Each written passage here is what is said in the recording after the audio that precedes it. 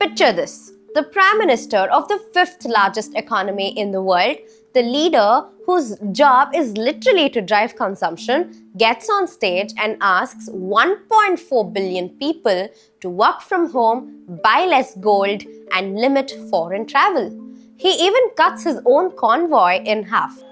Petrol diesel का संयम से इस्तेमाल करना, work from home, online conferences, virtual meetings, इनको हमें फिर से प्राथमिकता देनी है।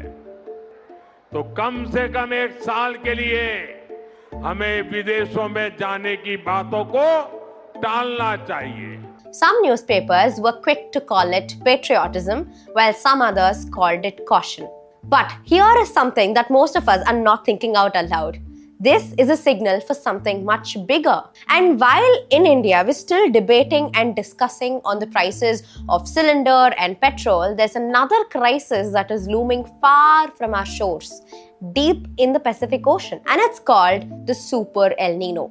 And this is heading straight to us. A number of climate models are calling for the possibility of a Super El Niño brewing this summer. Super El Nino is emerging as one of the most powerful climate threats in the world. And the return of El Nino.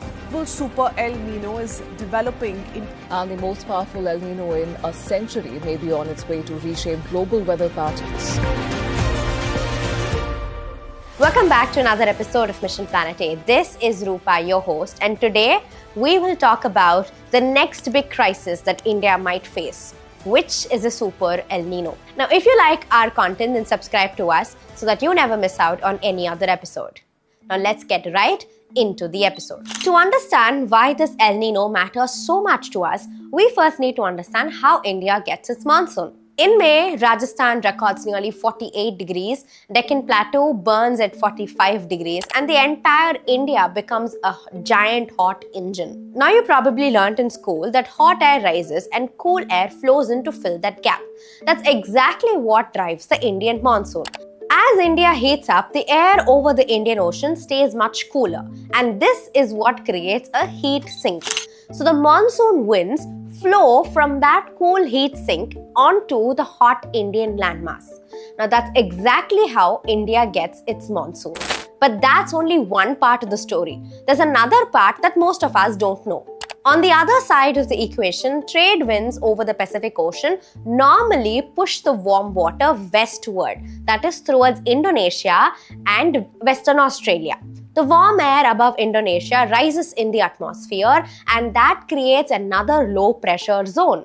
Now this is the second pull which contributes to Indian monsoon. Now this low pressure zone pulls in more moist winds from the Indian Ocean and pulls it towards India. So there are two pulls working, two engines working at the same time for the Indian monsoon. So what is El Nino and what does it actually break? Normally, these trade winds are pretty strong. They keep the Pacific in balance, and most importantly, they contribute to the Indian monsoon ecosystem. But under an El Nino, the trade winds weaken, and what happens next is like a domino effect. The warm water that was once pushed westward towards like Indonesia and Western Australia now spreads backward, that is, it moves eastward towards South America near Peru. So what happens is, the Pacific, in the central and the eastern Pacific, the oceanic temperature rises significantly. That warm pool near Indonesia, now that's gone. And the low pressure zone that pulled more moist winds towards India, now that also completely disappears. And in fact, there's a high pressure zone created there which blocks the rainfall further to India. Now that's what happens during an El Nino. So it's mostly like a domino effect. Now, the bigger question is, why is the 2026 El Nino so different from the others? It's not like this is the first El Nino event the world has ever seen. There has been many other El Nino phenomena that we have seen over the past. But why is this different? Because scientists have recorded that this 2026 El Nino could be something similar to what had happened in the 18th century. Here's how the scale works. A weak El Nino is when the oceanic temperatures are anywhere between 0.5 to 1 degrees. A moderate El Nino is when the temperatures are between 1 to 1.5, and it becomes strong and it's a strong El Nino when the temperatures are anywhere above 1.5 degrees. But according to certain scientists or experts as quoted by Down to Earth, the oceanic temperatures this time could be even exceeding 3 degrees Celsius. Now that is a phenomenon that has rarely ever been observed in modern climate record. What happened the last time the world faced something like this? Let's go back a little in time. The 1877 to 78 El Nino was one of the devastating climate events ever recorded in modern human history. It triggered several droughts across India, crop failures across multiple continents, food shortages, and a famine that contributed to millions of deaths globally. Then came the 1997 to 98 one. Major flooding in Peru, severe droughts in Indonesia, widespread forest fires, and significant economic losses. And the most recent major one was between 2015 and 2016. Now, as someone from Chennai, I don't even have to look up at what the 2015 floods had done to the city. Globally, 2016 became one of the hottest years on record. The Amazon saw record droughts, crops failed across southern Africa, Southeast Asia, and Latin America. And here is a critical point that changes everything about the 2026 El Nino. All the previous El Ninos developed on a cooler planet. But the one that is developing now is developing on a warmer and a hotter planet, in fact. We've seen record temperatures and record heat waves in the last few decades of human history.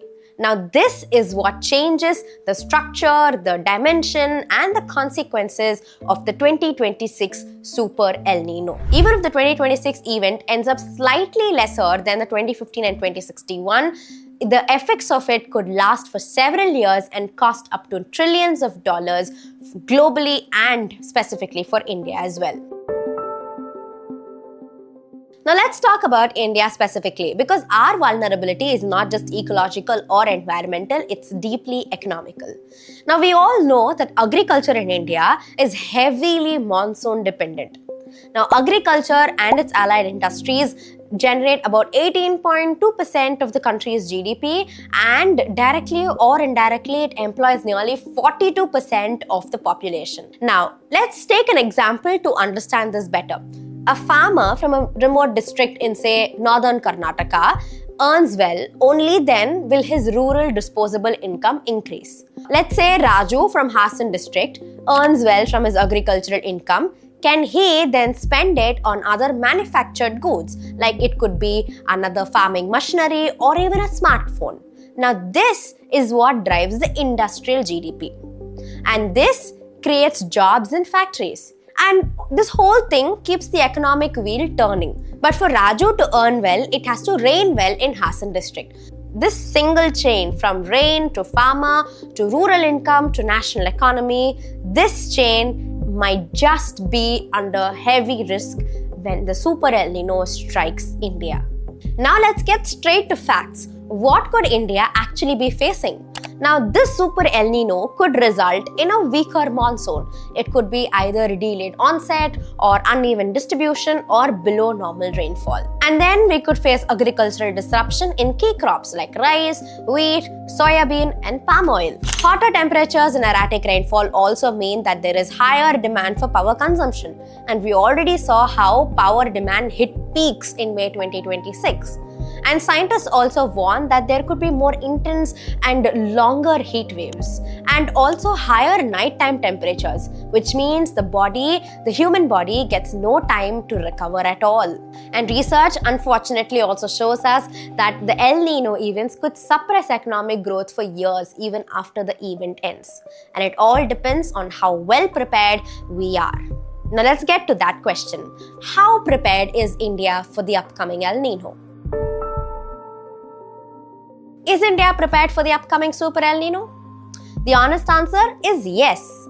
In 2026, India has real advantages than it had in previous other El Ninos.